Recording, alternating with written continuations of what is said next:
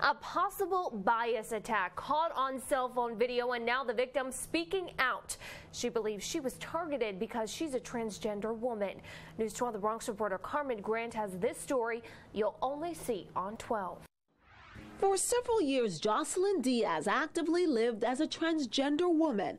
But today, she hides in the shadows. He kept on saying that he had a gun, that he was going to kill me. Standing at over 6 feet tall, the athletically built Bronxite doesn't go out now unless she has to. I'm totally scared and petrified. It was 4:30 in the morning, January 18th. Jocelyn was talking to a friend at the corner of Davison Avenue and West 192nd Street when she says a man in a group asked her for a cigarette. And they surrounded me, and the one guy swung the bat at me, and when he swung the bat, he was going to hit me in my face with the bat. But instead, I put my arm up to block him. When I put my arm up, that's when he caught me in my arm. It's hard to make out, but look closely. You can see a man holding a bat. Amanda Mieses, an acquaintance of Jocelyn, recorded the attack that broke the 20-year-old's arm. You can hear Amanda's voice confronting the group. He hit her with a bat.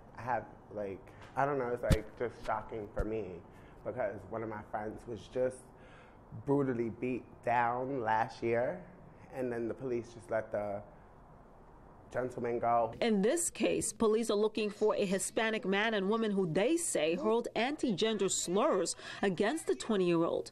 Police say the victim and the female suspect had past issues with each other, but Jocelyn says she didn't know any of her attackers. Mariah Lopez is the executive director of the Strategic Transgender Alliance for Radical Reform, an advocacy group.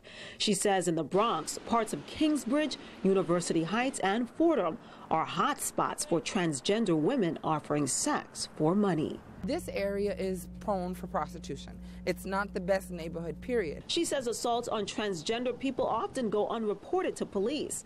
According to the NYPD, there were 81 anti-sexual orientation hate crimes in the city last year, compared to 112 in 2013. Despite a 28% drop in attacks against trans, Lopez says sometimes police don't treat transgender people as victims. Not every trans woman found walking these blocks in the middle of the night is a sex worker. That specifically plays into how the police then respond to violence. It is their pattern to not really go after the people that hurt trans people. Jocelyn is now working with a detective from the NYPD's hate crime unit. She hopes this cell phone video will lead to the suspects, who she says viciously assaulted her for being a transgender woman. I want justice to be done. I want this to be stopped. Carmen Grant, News 12 The Bronx. Anything about this assault, call Crime Stoppers 1-800-577-TIPS. All calls are kept confidential.